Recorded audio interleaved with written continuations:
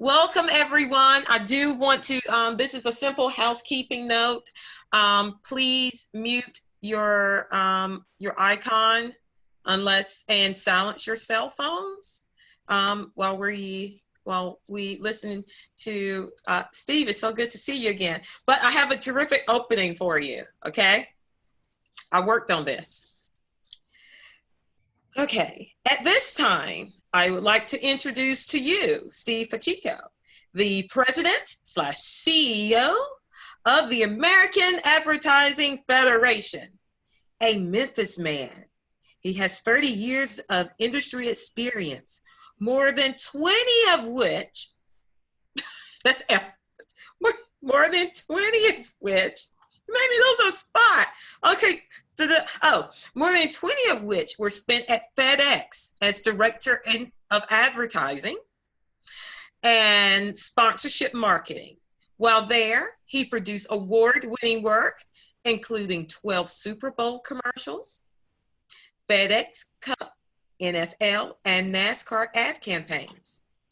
His dedication to students and the industry is unmatched, except for me. Okay, our conference is titled Evolve, and Steve's role as AAF CEO will span the evolution of AAF's membership services and programming.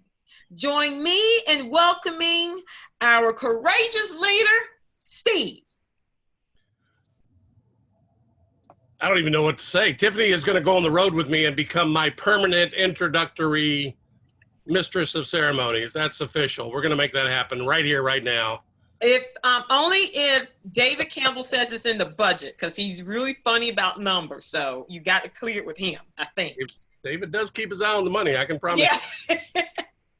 Tiffany, so good to see you, dear. So good to see you. And can't thank you guys enough for including me. I'm happy to be here today. We're going to take you through some stuff and have some fun. And because it's, you know, virtual and for fun, we don't have to be quite so focused. You told me to silence my phone, didn't you? What we're going to do is just have some fun today and talk about the evolution of not only D3, but the AAF as well. Hopefully inform you with some things that we're working on that are pretty exciting to us, and just you know, have a conversation. I think we ought to have some fun with it. Really appreciate being invited and included. D3 is special to me for a couple different reasons. Not the least of which is that I'm jealous of where you guys get to live. And I said this earlier, but Virginia, North Carolina, and South Carolina to me are some of the prettiest places in North America. And I've been coast to coast, trust me. My oldest son went to school in North Carolina, and we've vacationed in South Carolina and North Carolina before. Virginia is always near and dear to me, and I've got some really great friends in Richmond and throughout Virginia. I get there every chance I can. And if this were normal times, I promise you I'd be there in person, and we'd be hugging and high-fiving and doing all that fun stuff that we do. And if you guys will give me a COVID check on that, I will be back there before too long. AAF Charlotte had me in right before all this stuff got weird back in January or February, I want to say, and we had a blast.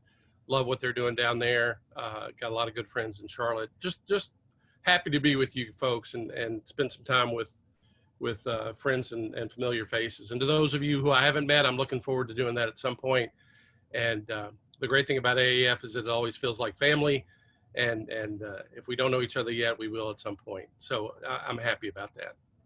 And then the other reason to be excited about this is I love what you guys are doing with Evolve and Adapt as your theme. And I think there's no more appropriate you know, catch-all handle for what we're all going through right now.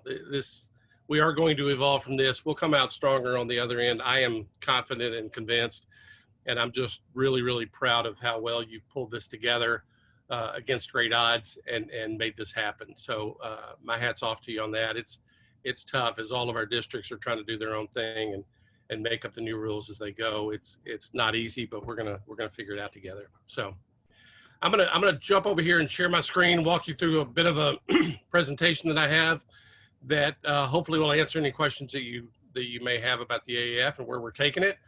And then also, you know, throughout you can use the chat for questions, and then we're going to open it up for live questions at the very end. So again, happy to be with you guys and happy to be able to spend some time with you today, and really wish I could be there in person. But we'll make do. We'll make do.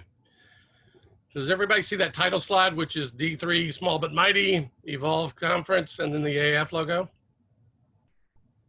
Great. It's an interesting time, right, for all of us, and the evolution part of that. First of all, thanks to the sponsors making this conference happen, Chernoff Newman, our friends David Campbell and Danielle, who just do pretty much everything there. And then the lovely Tiffany and the Myrtle Beach Convention Center, really happy to have their support. Supporting your local club and your district is vital to the success of the AAF, and we don't ever lose sight of that. So be sure to appreciate the sponsors and the folks that help make this happen. It's really critical. The three real areas I want to focus on today are the AAF brand and what we're going to do with it, the AAF mission, and then the important work that the AAF does, and I'll focus a little bit on each one of the four strategic pillars that we have. And for those of you that know this stuff pretty well, it'll be a refresher course. For those of you who are not as familiar with it, I hope you'll learn something along the way. And I've tried to summarize a pretty complex bunch of information into a pretty succinct presentation, so I hope it works. That is me and my glamour shot. That was taken pre-COVID, I think at the Glamour Shots in the mall, because they looks like they touched me up quite a bit. I hate that picture. I don't know why I don't have a better picture. I apologize. For those of you that maybe don't have as much history about the AAF, it was founded in 1905, which is older than all of you. And that's a challenge too, just to take the reins of a 115-year-old established, advertising trade organization and modernize it and make it evolved into the 21st century. In 1949, we added the Advertising Hall of Fame, which still exists. And for the first time in 71 years, we've actually had to postpone that because of COVID. In 1967, we took the old American Advertising Association and the Advertising Federation Clubs of North America and merged them to form the AAF. So the real AAF, it's been around really since '67. And then in '68, we moved our headquarters to Washington, D.C. to be closer to the Hill and all the legislative action that affected advertising. The four horsemen of the apocalypse are listed there. Those are the four CEOs since the merger. And I'm proud to count both Howard Bell and Wally Snyder as mentors of mine and supporters of mine in my early years and career with advertising. And two finer men you'll never meet, especially two that know so much about advertising. So I believe that history is important. Pardon me. And I believe that the more you know about the history of the organization, the better. Let's talk about the AAF brand for a minute. And I think this is a critical discussion because a lot of folks want to know the origins of the brand. The top logo is the American Advertising Federation key logo. The middle one is how we adapt it for district use. And then you'll see how we do for a club level use. And the goal here is to obviously be a unified master brand and house of brands. We're getting better at this. We haven't had as widespread adoption of the AAF brand as we would like, but we're working on that and making progress each day. And so if you look at it linear, you'll see a national, a district, and a regional or a local club level listed there. And that's how we brand ourselves, and that's how we go to market. A little less clear is, all the other branding that we do.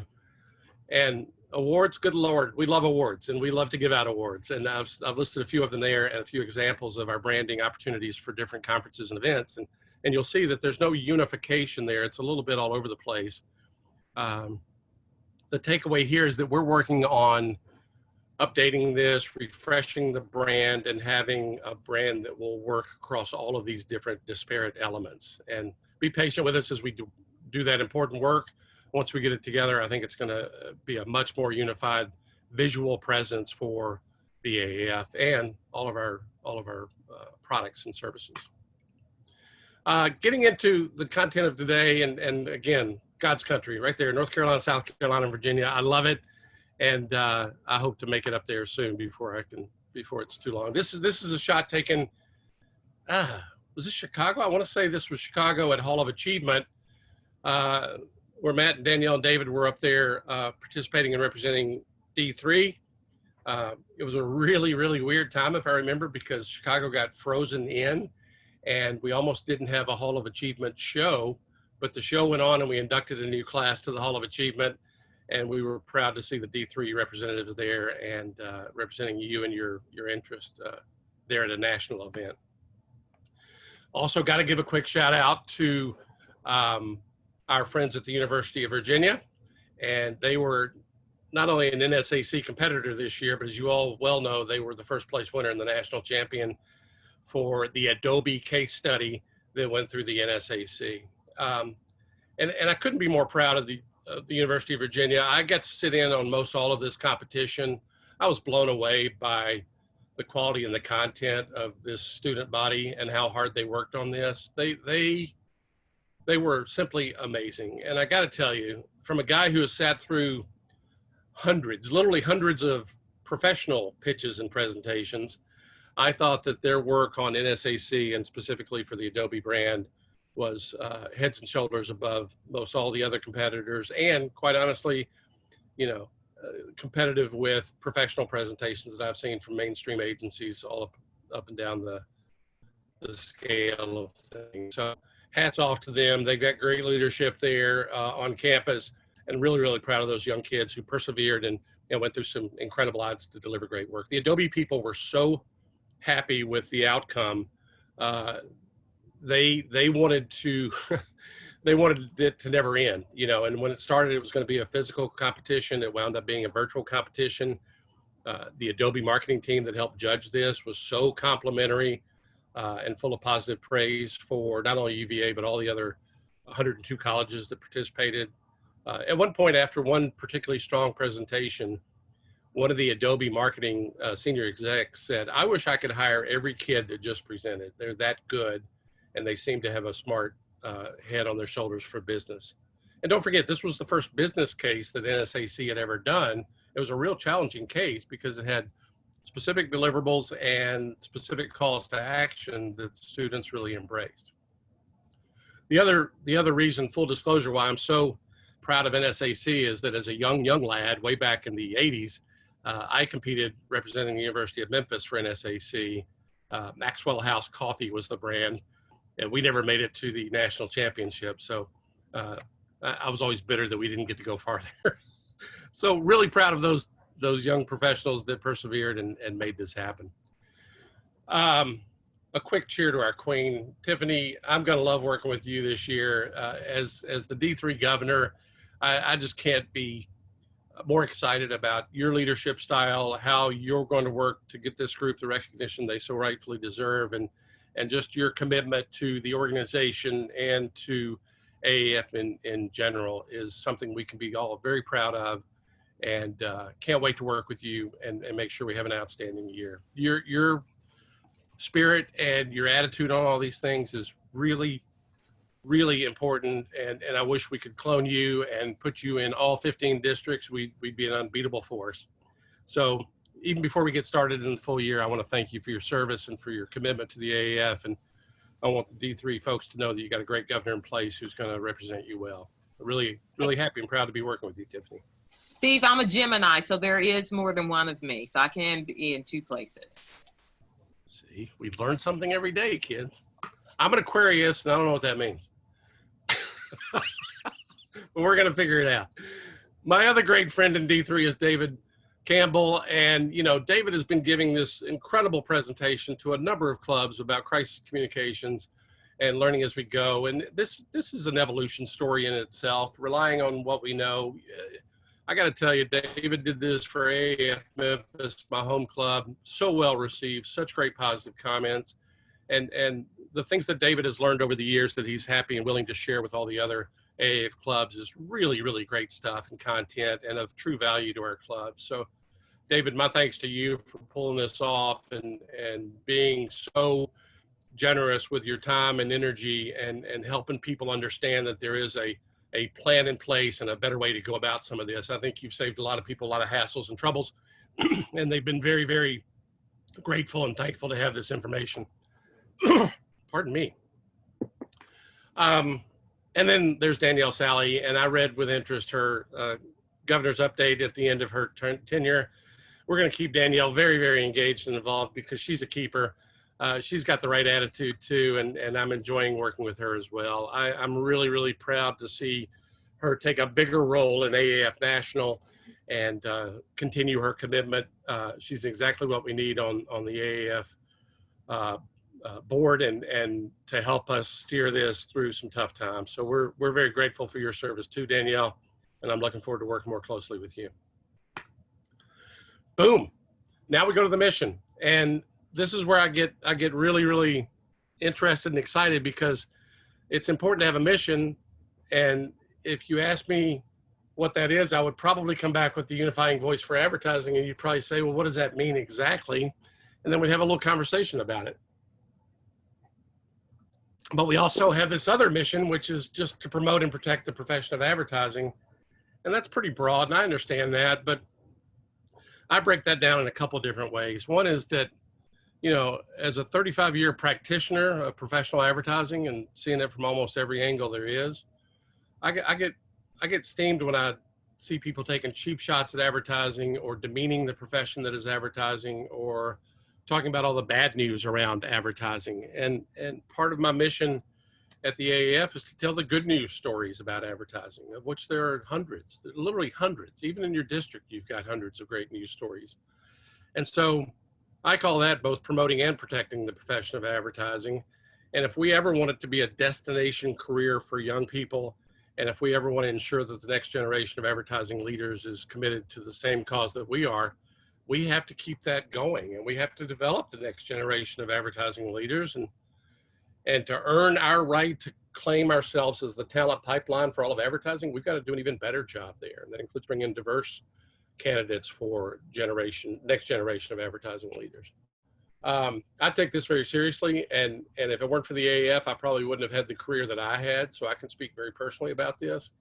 But it's critical to me that we do a great job of developing the next generation of advertising leaders, and that we remain the true talent pipeline for all of advertising. That's what we've come to be known for. We also do a lot of advocacy work for advertising. The reason that we're based in DC is because it's close proximity to the Hill. Our new office is literally 6 blocks from the White House. And we have to be there every day representing the legions of AAF members from across the country, coast to coast, and what their needs are. And that may be a state mandate, that may be a regional ruling of some sort, that may be a CCPA out in California that we've got to tackle. And then there's a lot of things on the national level as well. So the way that we're able to go in there and represent constituents from across the country with the AAF Grassroots Network is a very, very powerful force in DC. And I promise you, we get their full attention when we walk into a congressman or a senator's office and how we advocate for the advertising industry as a whole. And I'm pretty proud of that work, I really am. We're not alone in the advertising industry. And if you scan this sheet, you'll see that there are other advertising trade associations and groups and entities that all want your time and attention and your money in one way or the other. And to a degree, we compete with all of these organizations. We also coexist and co-partner with some of them. You know, I have friends at each one of these organizations, and I've made deep relationships with all of them. And honestly, candidly, I'm trying to be more of a unifier and back up that mission of the unifying voice for advertising and have more regular interaction with these other organizations. They're not like us, they're a little bit different. A&A is just for advertisers and brands, as you know. The 4As is just for advertising agencies. So we have a space to play in the center of all of this. And I think the American Advertising Federation, by all rights, is a key component to how the advertising industry is represented. And I'm trying to make sure that your voice gets heard in all these conversations. The work of the AAF, I'm going to break it down to the top 5 pillars. And I've done some work on this and extended some of how we used to talk about what the work of the AAF is. But for simplification, I'll just use the ampersand and tell you that it starts with events and experiences. It includes education, and what I've added to that is lifelong learning, because I believe that you never stop learning and you're always a student if you're curious about this business. Diversity and inclusion has always been a part of AAF. Government affairs and policy, which we just touched on. and then club management services, which affects you right there at the club level and at the district level. Let's start with events and experiences, and I'll just do a slide on each one of these to represent exactly what the AAF does in these arenas.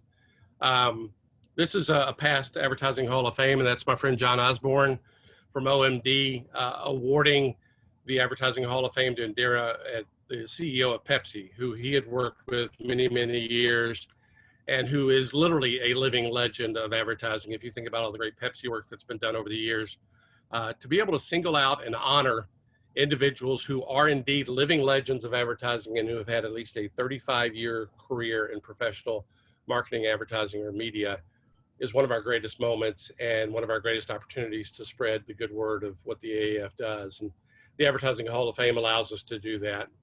I'm sad to say that this past April was going to be the 71st Advertising Hall of Fame, and then COVID hit, so we pushed it to October of 2020, and then we've just found out that we're not going to be able to hold a live event in New York City in October, so now we're pushing this yet again to April 27th of 2021, and we're very, very hopeful that we'll be able to have a live event there. This Hall of Fame typically draws between 800 and 900 people. It's a black tie gala. It's a very, very nice affair and event, and again, it honors the legends of advertising, and fingers crossed that we're going to be able to do this in April of 2021.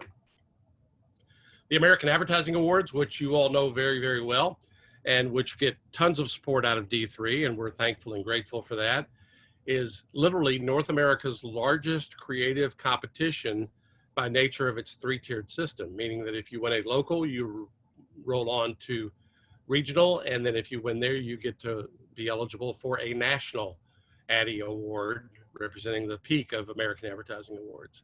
I think you guys have a breakout on American Advertising Awards coming up later in the agenda, and I encourage you to pay attention to that. There are great opportunities. We've added categories.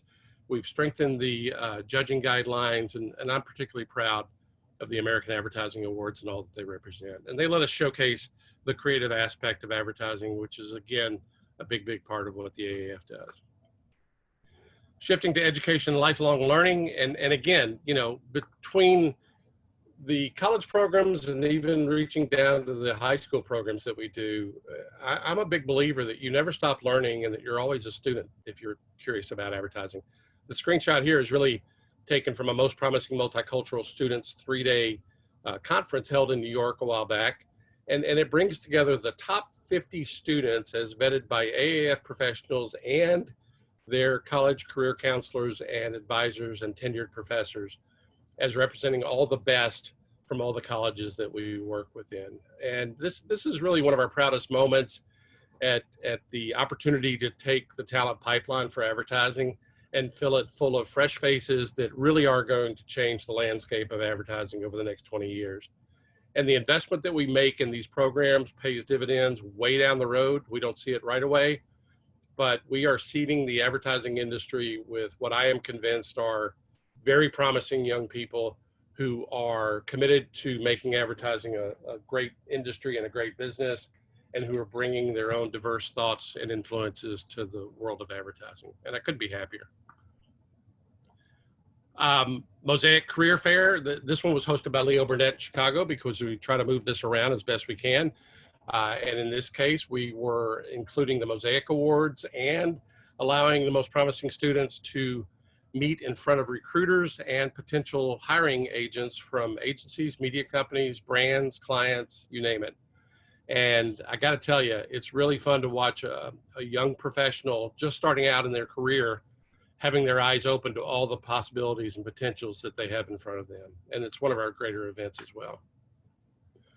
Diversity and inclusion is listed here because it's been part of the DNA of the AAF since day one. And I'm very, very proud of our work in this area, especially lately. And the narrative here is quite simple. It's if we're going to represent the world at large, then I think we have to be reflective of that world at large with the makeup and members of the advertising industry. So we need diversity, and we have to make sure that we're accurately reflecting everything that is this rich melting melting pot of different cultures, different backgrounds, different ethnicities, different perspectives, different points of view, different lifestyles, you name it. The beautiful thing about advertising is that you've got to work with people who are not exactly like you. And that's always been a motivator to me. It's always been something that I've had to work on and be better at. I don't think anybody ever masters it, but just appreciating where everybody comes from and their particular point of view is very, very important. And I would venture to say now more than ever. So as storytellers, we've got to do a better job of doing this and including a rich diversity of folks. And I'm happy to speak more about that later too. Government Affairs and Policy. If you've ever met this guy, his name is Clark Rector, and he has made it his life's mission to support advocacy for advertising related issues. And the opening quote is really an important one. All politics is local. It doesn't matter to you until it matters to you.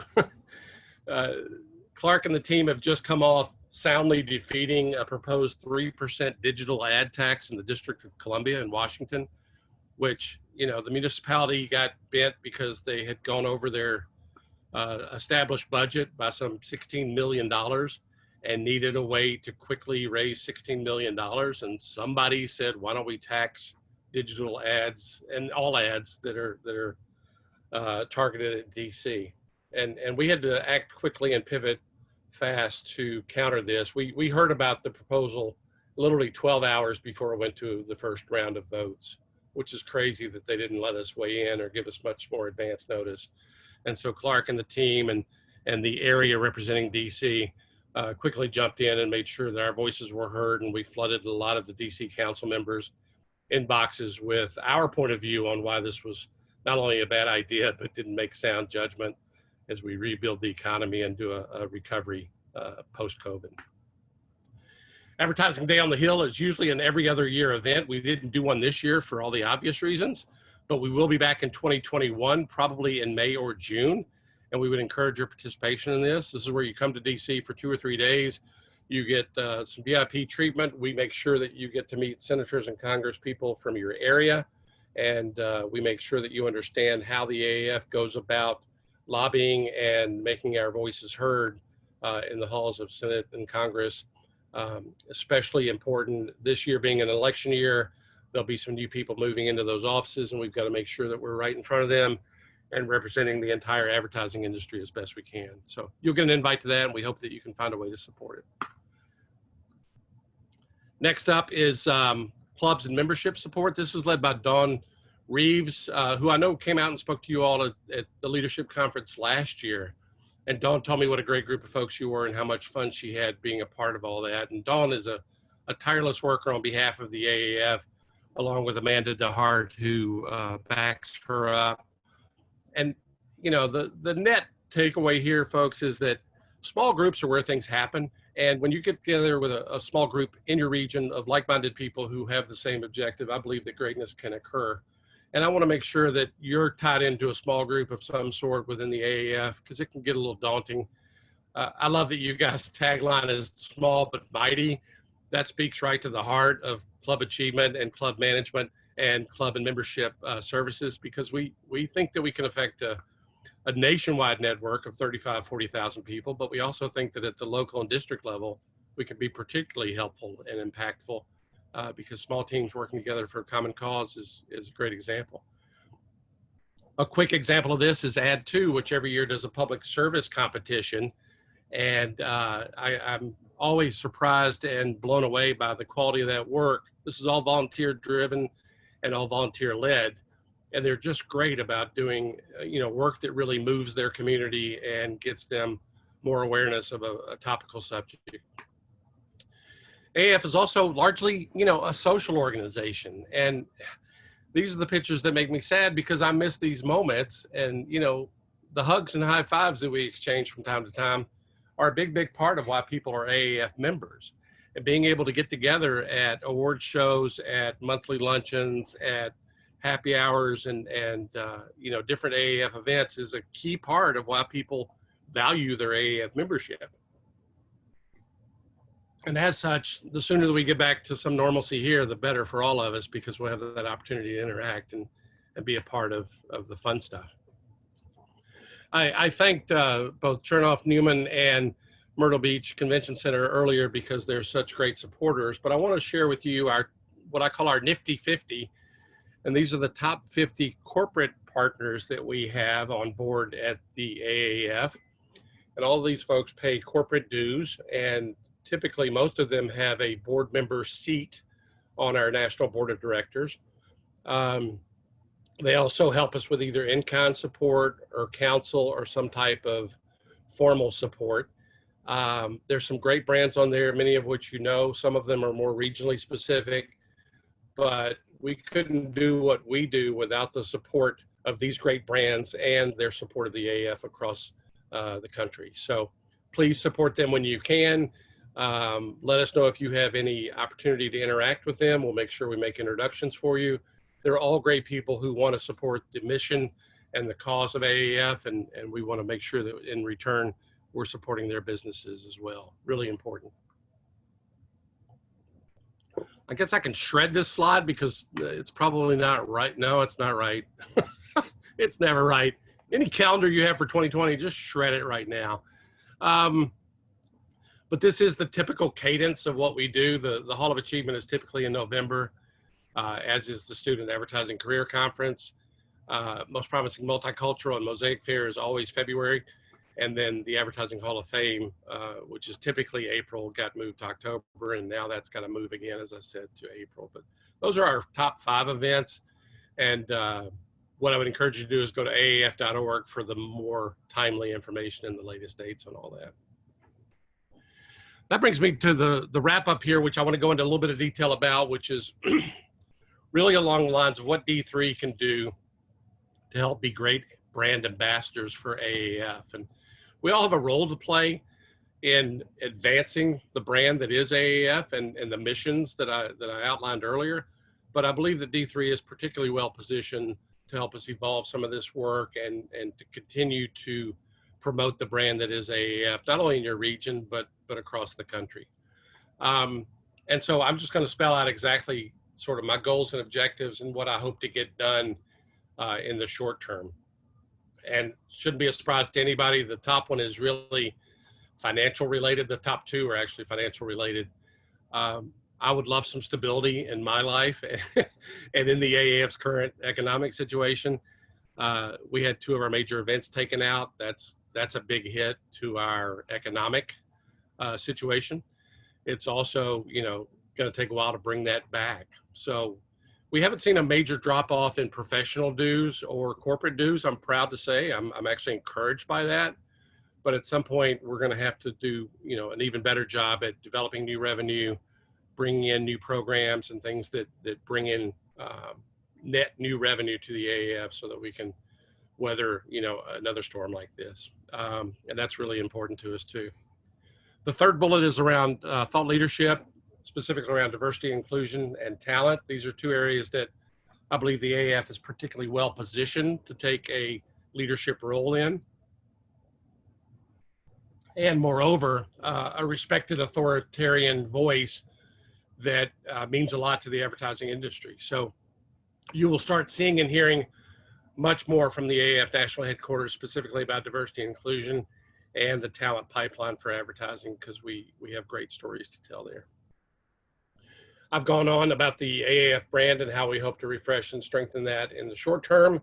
And so before the end of the calendar year, you'll see a refreshed AAF brand, and all the visual linkage will come as part of that as well. And I'm excited about that. And then lastly, but certainly not leastly, is to just take overall awareness of all of these mission statements and focus areas for the AAF and bring them to more people, make more people, not only just in the advertising industry, but at large, aware of what the AAF is doing, in some cases right in their own backyard, in other cases across the national scale. My vision is I try to simplify this and cut it down to 4, but I really want the AAF to become the preeminent, respected voice in advertising. I believe we've earned that right to do that. People do listen when we speak, and by the nature of us being the unifying voice for advertising. I think we get a lot of respect for our points of view and how well thought out they are. So I want to do even more in that area, and that gets back to the thought leadership piece and everything else. Be the best in class at developing proven talent for the next generation of advertising. I don't believe anyone's doing a particularly good job at this outside of the AAF, and I want us to continue to improve and get even better at what we do in those areas. And you all have a role to play and can help in that. Quick side note, under each vision statement, I'm adding the ranked order of how our 5 strategic pillars can help with that. So under respected voice, club services and government affairs help us primarily with that. At best in class, developing talent is education and club services, and also our events and conferences. Be a trusted and reliable business partner for the advertising industry and coexist with some of these other trade organizations. Our work in advertising ethics leads the way there. Our government affairs is very powerful, but at the club level, you all can help us with that as well. And then again, lastly but not leastly, is the need to strengthen the entire AAF club network from coast to coast. Be able to define what the true value of your AAF membership is and make folks want to be a part of something larger than they are and buy in, literally and figuratively, to the AAF club network. Give them access to all the experts, all the programming, and all the information and news that they can get. So that you all have a pivotal role to play in that. And I appreciate your support of all 4 of these vision areas. If you're not following us right now on all these social media channels, it'd be great if you could. I've tried to make a concerted effort to not only use these channels for news and information as things are changing literally by the hour in some cases, but we want to make sure that people are getting the latest, greatest information and news from us. And quite honestly, through Facebook and Instagram and LinkedIn and Twitter, that's probably your best opportunity. We don't update the website as often as we'd like, but we are constantly updating our content on the social media channels. AAF National is the handle for most of these. And then on LinkedIn, it's the American Advertising Federation. And also on your LinkedIn page, make sure you're badging yourself with your membership in the American Advertising Federation and helping us spread the word there too. That can be a very powerful way to do that throughout the social media universe. Boom and boom. This is the part, and I'm going to end the slide. Let's see, do I have anything else? Nope. We're going to end the slideshow and stop that and go back to, yeah, my tired face. Hi. And I think at this point, we either get back to the chat or we open up questions from the field. I don't know how technically we can make all that happen, but. Sure. I have one question that just popped up is, how have the cancellation of events such as Hall of Fame and Hall of Achievement affected AAF financially? Well, I don't want to put a number value on it, but it's almost 1/3 of our total revenue comes from events. And those are 2 of our bigger events. America also went virtual this year, and we didn't charge registration fees for that. So that's our top 3 events didn't net us much revenue. And we were able to economize and make some operational decisions that helped us free up enough money to overcome that. We will not get out of the hole for a while. We got to make sure that we power through all this and bring revenue in. But make no mistake, they were big hits. Hall of Fame singularly, brings in well over $1 million to the organization each year. And by not having that in a fiscal year, that's a huge hit, as you can imagine. I'm very, very proud of the AAF National staff and how well they've accommodated all these changes and how supportive they've been of some of these hard decisions we've had to make. Sure. Okay. And then the next question, which I'm sure you knew was going to come, is there any update on next year's Admerica? Is that John Howard? Is John Howard asking me about that? He has one coming up, but that's not him. All right. First of all, I love you, John Howard. You know that. I want to, and I'll just tell you guys, we were considering Charlotte for the home of Admerica 2021, right there in D3, in the heart of D3. And I think they're still being considered, although, right now, as I sit here, I'll tell you that we're undergoing a massive rethink of Admerica and parts of what. There's Did you John. see that? We ought to make it in Charlotte just so I get to hang with my buddy John again. We would love to be in Charlotte. We haven't been in that part of the country or that area in a while. Excuse me.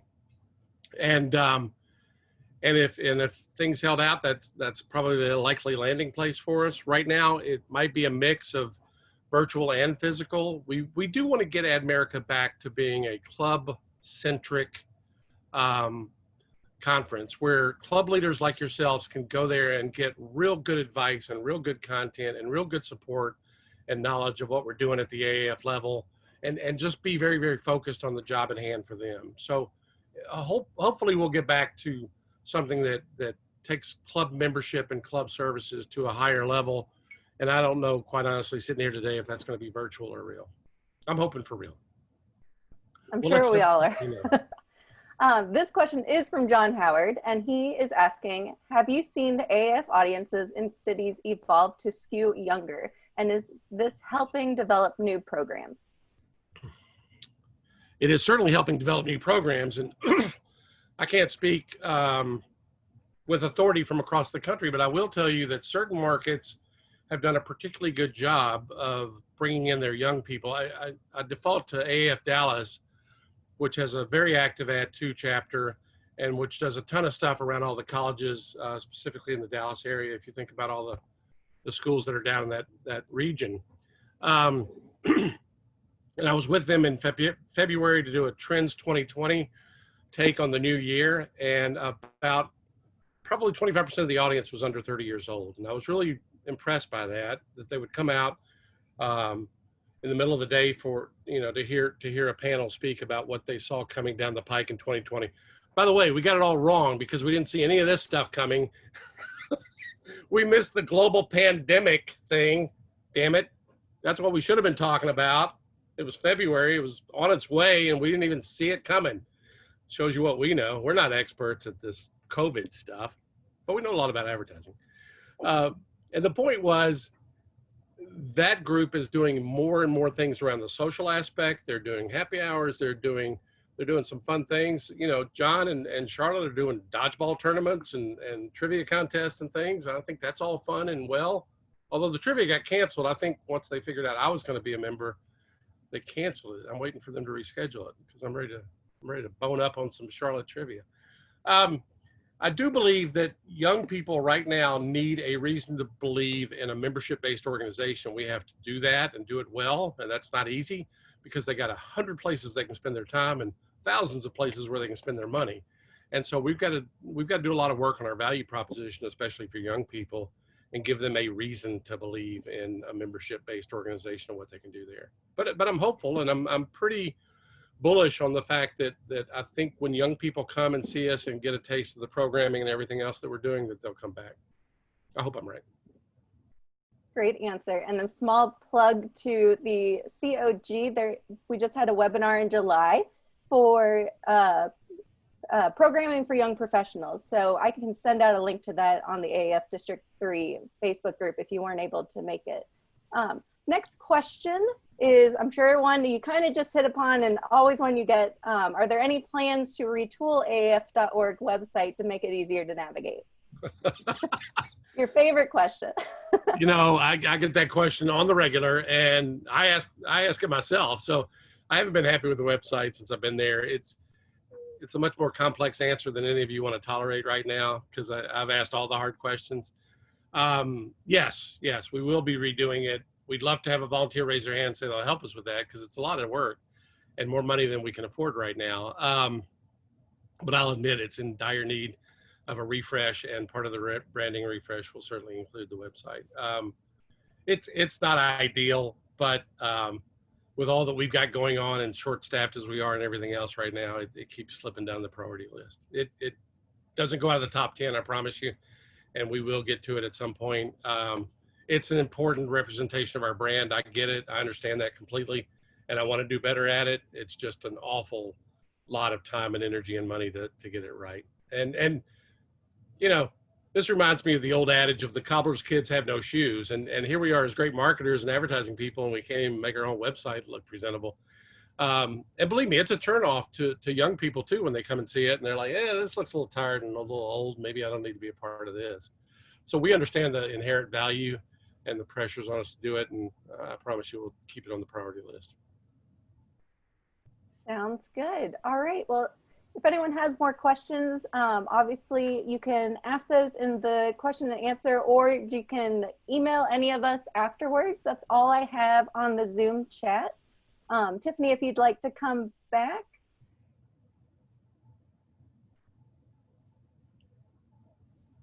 Okay. Am I back? You are. Okay. I was like, did I press the right buttons? I'm back.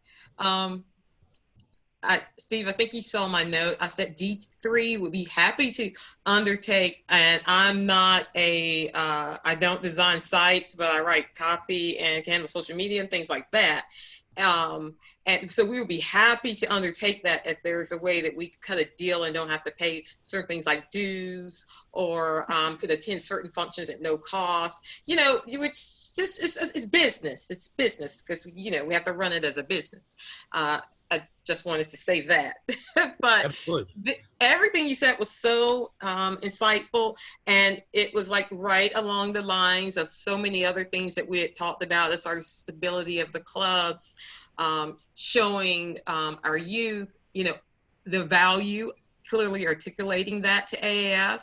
And I did want to just simply point out that within the hospitality industry, one of the things that I've heard from the young professionals is mentorship. So really being able to place them with someone that's in their field, and, you know, not someone, and they can't, you know, they have to be progressive enough to say they're not coming for my job.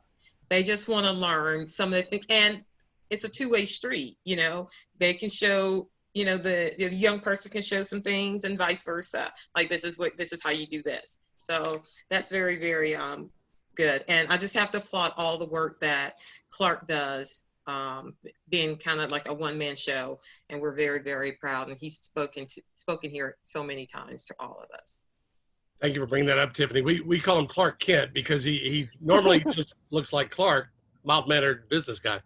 But once things happen, he steps in the phone booth and brings on the cape and just, you know, starts kicking ass and taking names. And that's what you got to do in that world. It's, you know, Clark is like that insurance policy. You don't need it until you need it, and then you really need it. And he's just so solid and so steady, and we're really, really grateful to him. The mentorship piece that you brought about, you're going to see communication from us soon about a formal AAF mentorship program. I've committed to be a mentee to 2 different people who are going to be in the pool. So I'm personally taking out time to help people along. I'll flash back to Wally Snyder was the president of the AAF, and I was a student member presenting at the NSAC. And I just walked right up to Wally and said, "Hey, I want to introduce myself. I'm this kid from Memphis, and I want to know everything there is to know about advertising." And to his credit, Wally rolled up his sleeves, spent some time with me, gave me his contact information. We started out, you know, a friendship that is now 40 years and growing. And I really appreciated that. Wally connected me to a lot of people in the advertising business and helped me grow professionally and personally. And so I was committed to it, you know, and where I have the time, I'm happy to do it.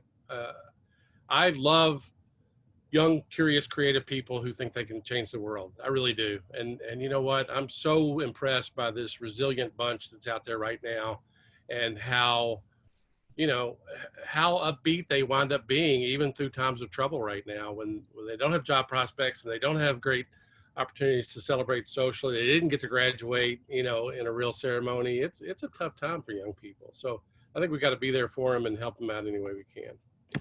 Last thing is, I'm putting my my personal email, my AAF email and my cell number up there for you all. And I want to make sure you have ready access to me anytime you need it. I really am here for you all. That's not just a statement. I want to make sure that you have access to me and the AAF National crew, who's, again, done an incredible job during all this insanity of just being there and being resourceful and being helpful. I love that crew. I'm really, really proud of them. They answer the bell every day and keep coming back. And I want to make sure that all of you can ring me up anytime you need, or if you've got a quick question, happy to have a dialogue and a chat. I appreciate your membership in AAF. I appreciate that you've raised your hand and you want to be part of the leadership of D3 and you want to help evolve it. And you know, right now we all have to adapt and pivot as best we can. So I'm here to help, and I'll provide whatever support I can. That is awesome. We really appreciate it. Are there any words of wisdom? Not to say that you haven't given words of wisdom, but any, you know, if I were your child, which I don't think that would be weird, but if I were your child, are there any words of wisdom that you could bestow upon us, regardless of what silo we work in now in advertising? I'm really thankful that you asked that question, Tiffany. And there's two things I would say. I have two sons. One is already in the business. Stephen, my namesake, works out at Goodby Silverstein in San Francisco, and he's got far more talent than I ever will. And he grew up around the business, so he took to it pretty naturally. But he's had to work really, really hard to get to where he is, and I'm proud of him every day. My other son, Jackson, just graduated from college on May 15th and had 2 job offers in hand that both magically disappeared. And he's, you know, he's looking for an opportunity right now, and he's equally bright and creative. And I'll tell you what I tell them, which is what my mother told me, which is this too shall pass. And you've got to work really, really hard at taking the long view. And I know it's so easy to get caught up in what's going to happen over the next 24 hours or what's going to happen by Friday, or, you know, what the here and now restricts us to thinking about. And especially young people who just live day to day and all that. And I've been more encouraged about taking the long view and really trying to figure out, you know, where this is all headed.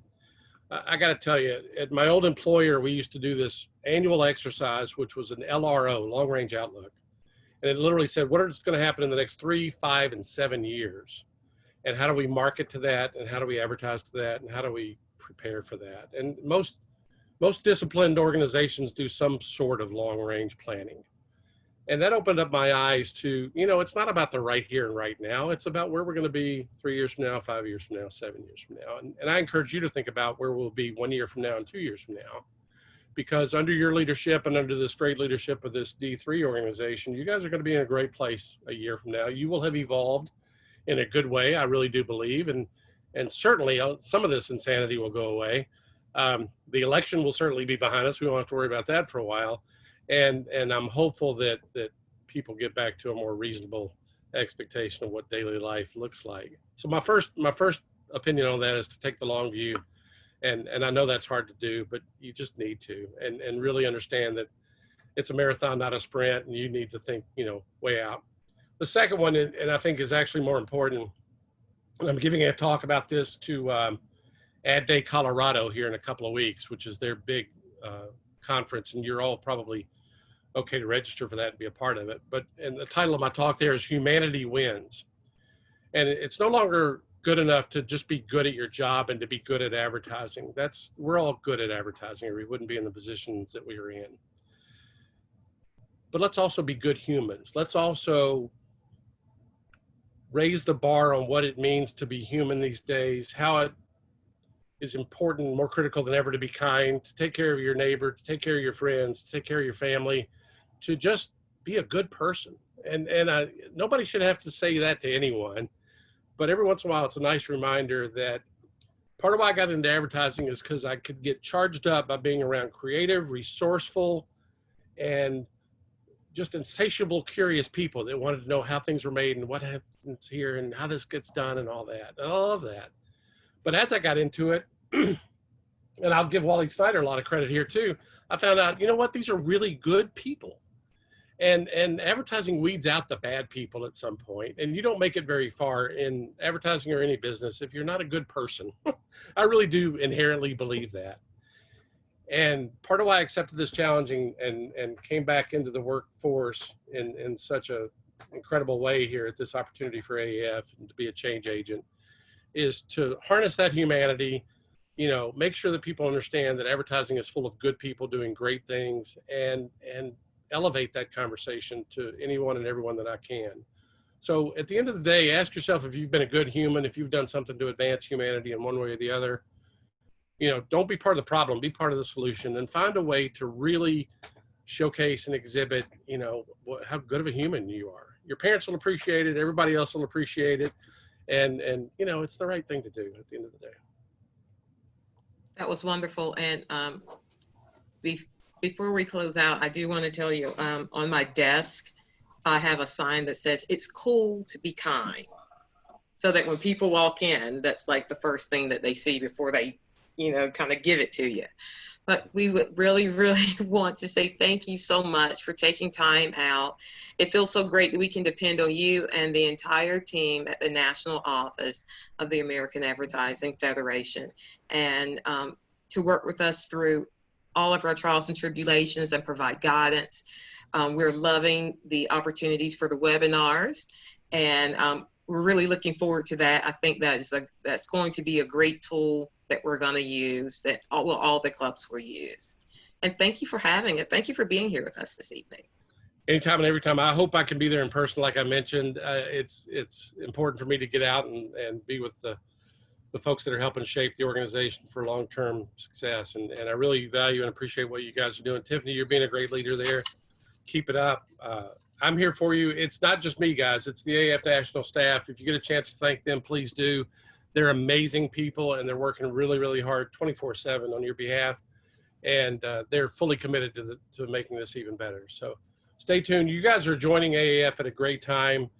The best days are ahead. I'm really, really energized and revitalized by all of this. You know, yeah, it's a stormy day right now, but there's going to be sunshine down the road, and we're going to get through this together, and it's going to be awesome. And I just want to keep you focused on the long-term prospects, being a good person, and taking the AAF to new heights.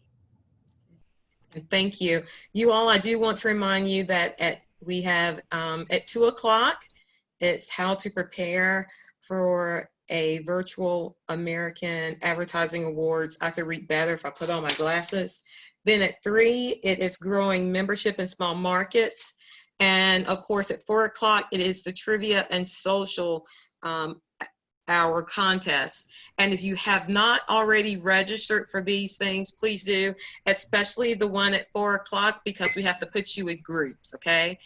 I was specifically told to make sure to tell you to register for the 4 o'clock breakout, which will be lots of fun and lots of AAF information that I hope all of you already know. Okay, that's it. That wraps us up. Thanks.